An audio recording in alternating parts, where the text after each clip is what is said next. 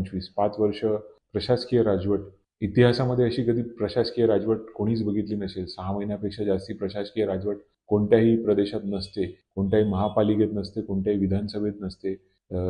शासनाच्या निर्णयाप्रमाणे किंबहुना इलेक्शन कमिशनच्या निर्णयाप्रमाणे 6 महिन्यापेक्षा जास्ती कार्यकाळ हा प्रशासकीय कार्यकाळ नसतो. पण हा एक वेगळा अनुभव आपल्याला यावेळी बघायला मिळाला. जवळजवळ 5 वर्ष पूर्ण कोणतीही महापालिकेची स्थानिक स्वराज्य संस्थेची बॉडी नाही आहे, कोणीही विद्यमान सदस्य नाही आहेत. आज नागरिकांना ह्याचा सगळ्या मोठ्या प्रमाणात फटका पडतोय.